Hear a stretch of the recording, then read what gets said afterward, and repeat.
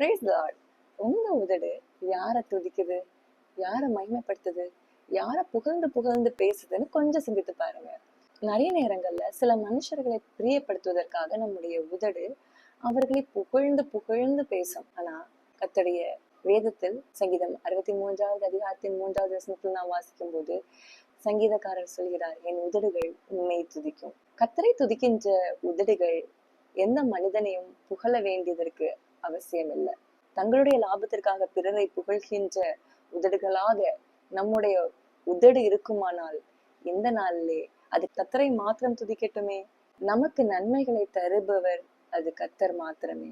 நான் எந்த மனிதனையும் நம்பி இல்லை. அதனால ஒரு லாபத்திற்காக எந்த மனிதனையும் புகழ வேண்டிய அவசியம் இல்லை. துதி கன மகிமை யாவற்றையும் நாம் கர்த்தருக்கே செலுத்த வேண்டும். அடுத்ததாக அந்த வசனம் சொல்கிறது, ஜீவனுள்ள மட்டும் நான் உண்மை துதிப்பேன் என்று. நம்முடைய ஜீவன் நாசியிலே நமக்கு சுவாசம் உள்ள வரைக்கும் நமக்கு இந்த ஜீவனை தந்த கர்த்தரை மாத்திரம் துதிப்போம்.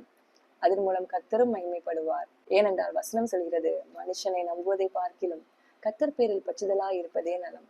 அது எந்த மனுஷனாக இருக்கட்டுமே, யாராக இருந்தாலும் அது மனிதன் தான். மனிதனை புகழ்வதை இன்றே விடுவோம், மனிதர்களை துதிக்கிறதை இன்றே விடுவோம். கர்த்தரை துதியுங்கள், ஜீவனுள்ள நாளெல்லாம் துதியுங்கள். கர்த்தருடைய நாமம் மகிமைப்படும். கர்த்தர் உங்களை ஆசீர்வதிப்பார். God bless you. Amen.